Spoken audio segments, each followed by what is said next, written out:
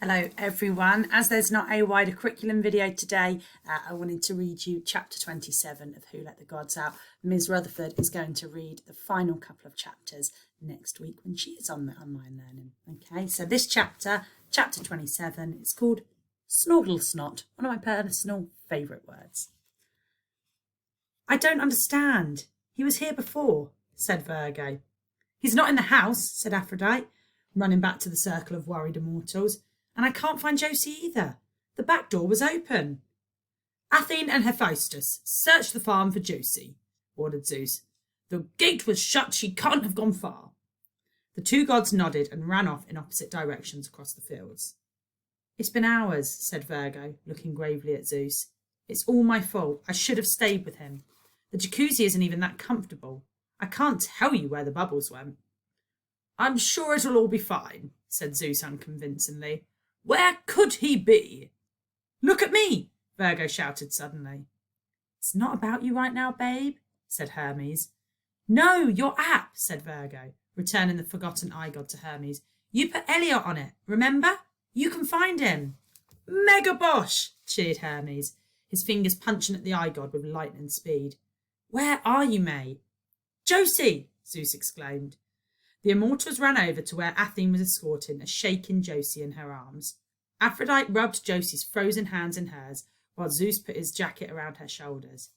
I found her roaming around the fields, said Athene, along with this. Athene handed her father the discarded imperial crown, minus the earthstone. They exchanged a worried glance. I don't, what have I done? Cried Josie, pulling at her hair as the tears ran down her face. In her other hand was a contract of sale for Home Farm. It says Where's Ellie? I can't find him. It's okay, Josie. We're here now, soothed Athene, as Zeus gently took the papers from Josie's trembling hands. We'll find him, I promise. Oh, no, said Zeus, rifling through the contract. Poor Elliot, why didn't he tell us? Let me see, said Athene, reading the document aghast. No, that awful woman, how could she? Not being funny, said Hermes, hitting his eye god with his palm. Look at me, isn't working. No signal, said Aphrodite. It's not that, babe. It says it's found Elliot, said Hermes, but it says he's in the underworld. That can't be right. Let me see, said Virgo, grabbing the eye god. It's insisting, said Hermes, as Virgo threw the device back to him. Why would he go down there? Thanatos, said Zeus grimly. Elliot's desperate. I should have seen the signs. We have got to get him out of there. Seriously, said Hermes, but how? We can't go to the underworld. The wishing pearl, cried Aphrodite. We can wish him home. It's already been used once today, said Athene. You said Thanatos can't kill him. But there are plenty of other things he can do, said Zeus. Virgo, you're the only one of us who can travel to the underworld. You're going to have to. I think she already has, said Athene, looking at the open gate and the silver dot on the horizon that was sprinting towards the river. Can't you go any faster? Virgo yelled at Charon. Listen, it ain't my fault there were riverworks all along the Acheron, said Charon as he rode along the gloomy river leaf. And that 2-knot average speed check is doing my head in. You need to have a word with the council. Anyway, you don't need me. You could just whiz down here in your starball. It's a constellation, screamed Virgo. And I can't unless I want to lose my cardia and spend the rest of my shortened days as mortal. What were you thinking, taking Elliot to Thanatos? I'd just take the jobs, mate. None of my business who's doing what to whom, said Charon. All I ask is that you pay your fare, specify your preferred route, and don't be sick in me boat. It's a nightmare when someone vomits on me floorboards. Fine, just hurry up, hissed Virgo, looking along the banks of the Leaf for any sign of her lost mortal friend. Next stop, Cave of Sleep and Death, announced Charon. Elliot, where are you? Shouted Virgo along the murky riverbank. Oh, this is no good. I can't see a thing. If only I could use my glow. Virgo's mind wrestled with itself. Would that count as breaking the rules? Her face screwed up with indecision. I know that feeling, said Charon softly. You do? Said Virgo. What should I do? Get yourself some concentrated prune juice, said Charon brightly. Clears out constipation like Daedalus's dynamite. You're no help, huffed Virgo.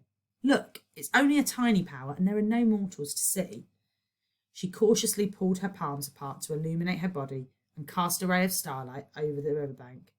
"Where are you?" she moaned.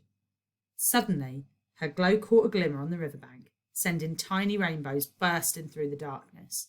It was the Earthstone, and just beyond it lay Elliot's comatose body. "There he is!" shouted Virgo. "Over there!" Sharon steered the boat to the shore, and Virgo bounded to Elliot's side. "Elliot!" she screamed, shaking his body. "Elliot, wake up!" She looked around for any sign of Thanatos or his twin, but the unconscious boy was the only life there, although it didn't look as though he had much life in him.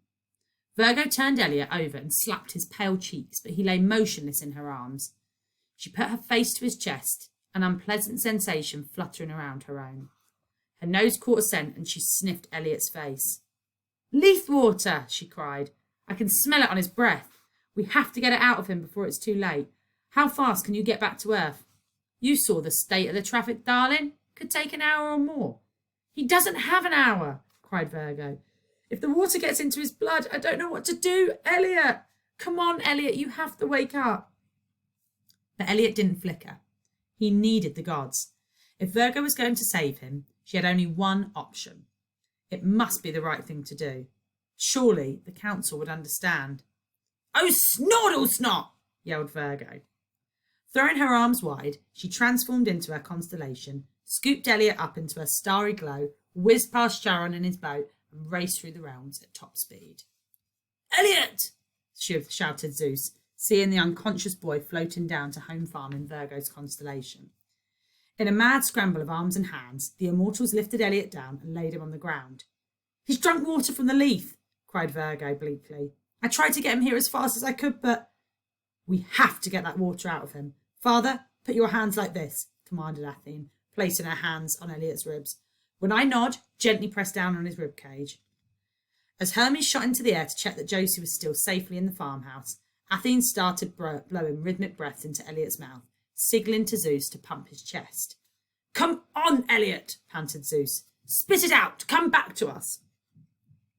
The other immortals stood frozen around Elliot's body, barely drawing breath as Athene and Zeus tried to force the water of oblivion from Elliot's body.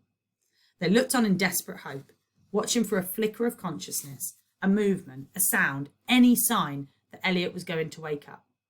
But the pale boy lay comatose on the floor and gave not so much as a finger twitch in response to the gods' desperate efforts to revive him. After several endless minutes, Athene stopped her breath. "It's too late," she said quietly. Zeus put a heavy hand on her shoulder. Virgo hung her head. She was experiencing another unpleasant new sensation in her chest, a kind of hollow, twisting feeling that spread darkness around her body and forced drops of liquid out of her eyes. As the leakage ran down her face, she had never felt so suboptimal. A tear-stained Aphrodite forced her way to Elliot's side. "Call that a kiss of life?" she screamed wildly, pushing her father and sister out of the way. "Come on, Ellie, time to come home." And with a tearful sob, Aphrodite lifted Elliot's head from the ground and planted an enormous and very long kiss square on his pale lips. Everything was silent, the still air broken only by Virgo's sobs. Zeus pulled her to him. "He's at peace," he said gently. "He's been through so much," said Athene, biting back the tears that shone from her brown eyes. "He's a hero," said Hephaestus, shaking his head. He's blushing," said Hermes. "Not being funny or anything." Everyone craned their necks to stare at Elliot's face. Hermes was right. The face that had been a sickly shade of grey just moments before was becoming steadily more scarlet, as if it were being filled from the chin with cherryade. "Ellie!" cried Aphrodite, breaking from the kiss. "Ellie, are you there?" With an almighty belch, Elliot sat bolt upright and spewed the Leithwater volcanically out of his body. "Elliot!" screamed Virgo, freeing herself from Zeus's embrace and hurtling towards her friend, knocking him flying with a diving hug and impulsively kissing him on the cheek with relief. "I preferred it when she did it," croaked Elliot, still gasping for air and now rubbing a sore head from Virgo's enthusiastic welcome. "Ellie!" screamed Aphrodite, diving in as well to hug him senseless. "Epic bosh!" yelled Hermes, joining the fray. Give the boy some air, for goodness sake, said a relieved Athene, wiping a tear from her eye. Oh, what the heck! And she too threw herself at the pile of people on the ground and gave Elliot a delighted squeeze. Good show, old girl, said Zeus softly to Virgo, who beamed with pride. When Elliot was finally allowed to his feet, he slunk over to Zeus and handed him the earth stone with his eyes glued to the ground. Zeus lifted Elliot's chin and answered his guilty glance with a reassuring smile. Now was not the time for words. Not those ones. Hermes' eye god rang in the background. Virgo, babe, call for you, he said. It's the Zodiac Council. Ah, said Virgo with a satisfied smile as Hermes projected the hologram of the council table into the evening air. Calling to congratulate me, no doubt. Hello, everyone. Virgo, roared Pisces, with a look that didn't look very congratulatory at all. I thought we made ourselves perfectly clear. You were forbidden from using your constellation powers. I was, however, said Virgo. It seems that you have developed a callous disregard for authority, huffed Aries. The rules are there to be obeyed. Yes, but, stammered Virgo.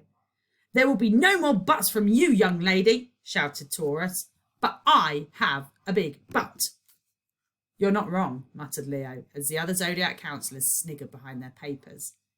She saved my life, said Elliot, looking gratefully at his friend. Silence, shouted Pisces.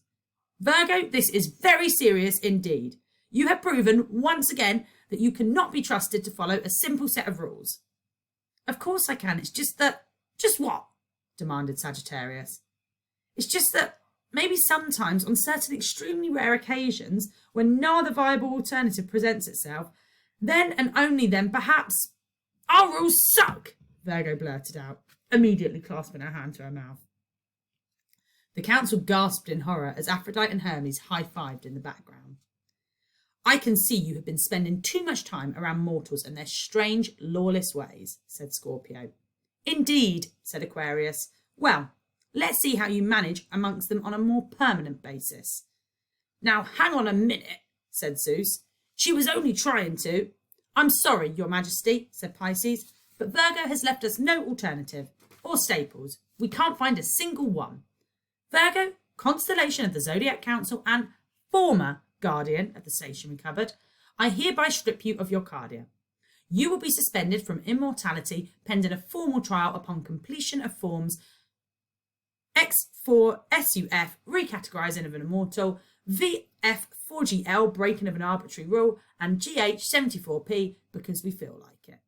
No, please, cried Virgo, as a thin stream of stars appeared around her neck and unfastened her cardia.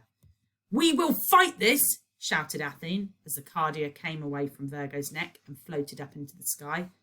May, said Hermes, trying unsuccessfully to grab it mid-air. Give it back to her, you bureaucratic bumhead, yelled Aphrodite. You can make your case at the trial, said Pisces, but until then, Virgo will live her life as a mortal, with all the dangers and discomforts that it brings. But that's not fair, said Virgo weakly. Life isn't fair, said Pisces, as his hologram faded away, as you're about to find out. Goodbye, Virgo.